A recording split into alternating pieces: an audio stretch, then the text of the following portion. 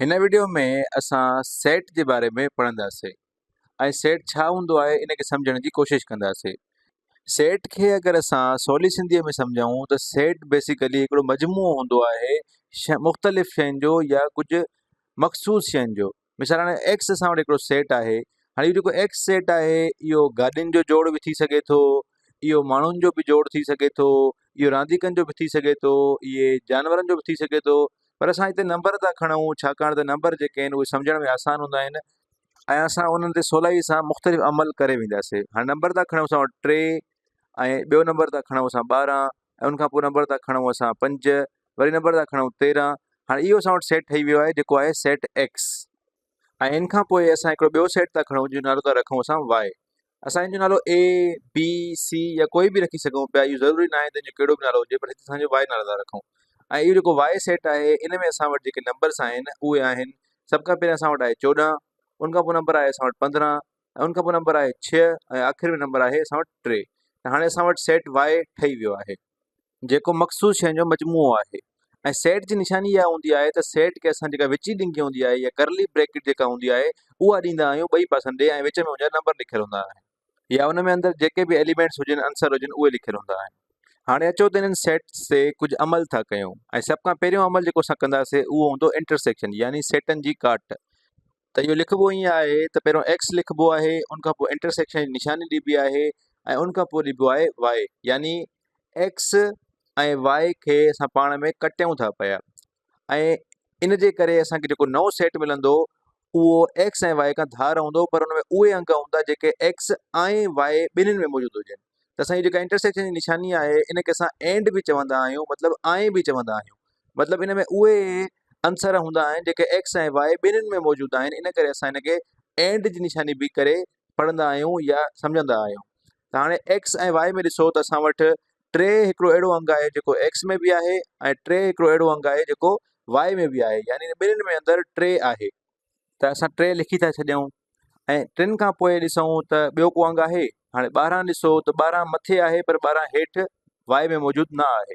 उनखां पोइ 5, हाणे 5 मथे त आहे पर 5 हेठि मौजूदु न आहे ऐं आख़िर में 13 ऐं 13 मथे त आहे पर 13 हेठि मौजूदु न आहे। यानी 3 उहो वाहिद अंग आहे जेको ॿिन्हिनि सेट यानी एक्स ऐं वाए ॿिन्हिनि में मौजूदु आहे। त असांजो जेको इंटरसेक्शन थींदो एक्स ऐं वाए जो उन में असां वटि जेको अंग निकिरंदो उहो सिर्फ़ु 3 हूंदो ऐं असांजो जेको एक्स एंड वाए जी जेका इंटरसेक्शन थींदी उहा 3 निकिरंदी। हाणे हिकिड़ो ॿियो अमल था कयूं ऐं ॿियो अमल था कयूं असां यूनियन जो। हाणे उनखे असां ईअं शो कंदा आहियूं त एक्स उनखां पोइ असां यूनियन जी निशानी ॾींदा आहियूं ऐं उनखां पोइ जंहिं सेट सां यूनियन कयूं था यानी वाए उहो लिखंदा आहियूं। हाणे इनखे असां पढ़ंदा आहियूं एक्स यूनियन वाए ऐं इनखे असां और जी निशानी बि कंदा आहियूं, माना एक्स ऐं वाए और मतिलबु ऐं असां इन में जेके ॿई आंसर हूंदा आहिनि एक्स ऐं वाए जा उहे ॿई मिलाए करे इन में लिखंदा आहियूं। हाणे ॾिसो त एक्स में कहिड़ा कहिड़ा आंसर आहिनि या एलिमेंट्स आहिनि। सभ खां पहिरियां एक्स में 3 आहे ऐं 3 हेठि बि आहे।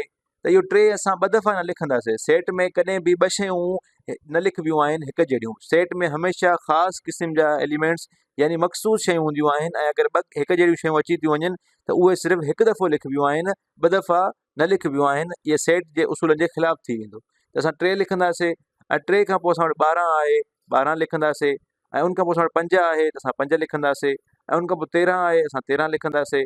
असां शयुनि खे आसान बणाइण लाइ फ़िलहालु तरतीब ते नथा अचूं, असां सिर्फ़ु एक्स ऐं वाए जेके एलिमेंट्स ॿिन्हिनि में मौजूदु आहिनि उहे गॾु करे लिखूं था।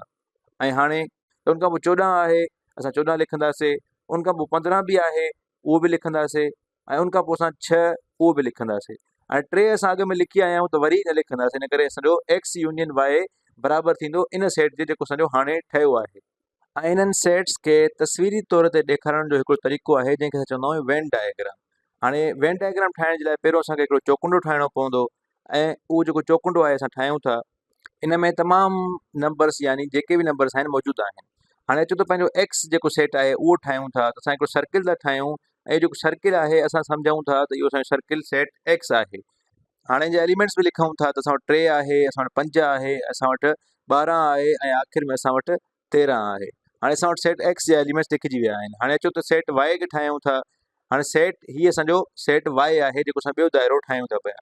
हाणे तव्हां ॾिसंदो त 3 असांजो एक्स में बि आहे वाए में बि आहे, छाकाणि त इहो हिकिड़ो अहिड़ो नंबर हुयो जेको ॿिन्हिनि में मौजूदु हुयो ऐं उन खां पोइ ॿिया जेके एलिमेंट्स आहिनि 14 आहे 15 आहे ऐं 6 आहे असां उहे बि लिखी था छॾियूं। हाणे अगरि असां एक्स इंटरसेक्शन वाई जे बारे में ॻाल्हायूं था त इहा उहा एरिया आहे जिते ॿई सेट मिलनि था पिया, यानी उहा जॻह जिते 3 लिखियलु आहे ऐं उहो 3 वाहिद अंग आहे जेको ॿिन्हिनि में मौजूदु आहे, यानी इहा जेका जॻह आहे जिते 2 सेट मिलिया इहा एक्स इंटरसेक्शन वाई जे बराबरि आहे। ऐं अगरि असां एक्स यूनियन वाई जे बारे में ॻाल्हायूं त एक्स यूनियन वाई यानी जेके ॿई सेट आहिनि एक्स ऐं वाई, इन ॿिन्हिनि जी ॻाल्हि हले थी पई ऐं इन्हनि में हर उहा शइ जेका एक्स ऐं वाई में मौजूदु आहे उहे सभु शयूं अची वेंदियूं एक्स यूनियन वाई में। अचो त हाणे हिकिड़ो ॿियो मिसाल करे था ॾिसूं त असांखे जीअं मुकमल तौर ते यूनियन ऐं इंटरसेक्शन सम्झ में अची वञे। असां हिकिड़ो सेट था खणूं सेट ए ऐं उन सेट ए जा जेके एलिमेंट्स आहिनि उहे आहिनि 11 4 12 ऐं 7 ऐं उनखां पोइ असां हिकिड़ो ॿियो सेट था खणूं जेको आहे सेट बी ऐं उन जा जेके एलिमेंट्स आहिनि उहे आहिनि 13 4 12 10 ऐं 3। हाणे असां वटि सेट ए ऐं सेट बी ठही विया आहिनि। हाणे अचो त पंहिंजो जेको पहिरियों अमल आहे इंटरसेक्शन वारो उहो था कयूं ऐं असां सेट ए ऐं सेट बी जे विच में जेको इंटरसेक्शन आहे उहो था कढूं। त सेट ए ऐं उनखां पोइ असां इंटरसेक्शन जी निशानी ॾींदासीं ऐं उनखां पोइ असां लिखंदासीं सेट बी, यानी असांखे ए ऐं बी जे विच में जेके हिकु जहिड़ा एलिमेंट्स आहिनि उहे कढी करे इन सेट में रखणा आहिनि। हाणे ॾिसो त 11 असांजो सेट ए में आहे पर सेट बी में न आहे, यानी 11 न लिखिबो ऐं 4 सां वटि सेट ए में बि आहे ऐं सेट बी में बि आहे, यानी 4 ए इंटरसेक्शन बी वारे सेट में रखिबो, छाकाणि त इहो ॿिन्हिनि में मौजूदु आहे। ऐं उनखां पोइ असां वटि 12 आहे, हाणे 12 असां वटि ए में बि आहे ऐं बी में बि आहे, यानी 12 बि असां सेट में लिखंदासीं ऐं 7 असां वटि ए में आहे पर बी में न आहे, यानी असां वटि सिर्फ़ु इहे वाहिद अंग हुया 4 ऐं 12 जेके इन ॿिन्हिनि सेटनि में मौजूदु हुया। त असांजो ए इंटरसेक्शन बी जेको आहे उहो निकिरंदो 4 ऐं 12 ऐं अगरि असां चाहियूं त असां हिनखे नओं नालो बि ॾेई सघूं था, त मतिलबु इहो सेट सी जे बराबरि आहे जेको ए इंटरसेक्शन बी जे बराबरि आहे ऐं उन में 4 ऐं 12 मौजूदु आहे। हाणे अचो त वरी असां यूनियन वारे अमल ते अचूं था। यूनियन में असां ॿिन्हिनि सेटनि जो जोड़ कंदा आहियूं ऐं असां हुनखे लिखंदा आहियूं।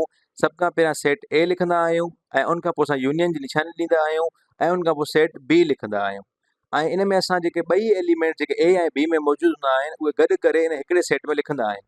सेट ए में ॾिसो असां वटि 11 आहे, वरी 4 आहे, वरी 12 आहे ऐं 7 आहे। हाणे बी जा उहे अंग लिखूं जेके अॻ में ए में मौजूदु न आहिनि, त असां वटि बी जो उहो अंग जेको न आहे ए में उहो 13 आहे ऐं उनखां पोइ असां वटि 10 आहे ऐं आख़िर में असां वटि 3 आहे ऐं असां हिनखे जहिड़ी तरतीब में चाहियूं लिखी सघूं था, का बि तरतीब ग़लति न आहे ऐं इहो ए यूनियन बी जे बराबरि आहे।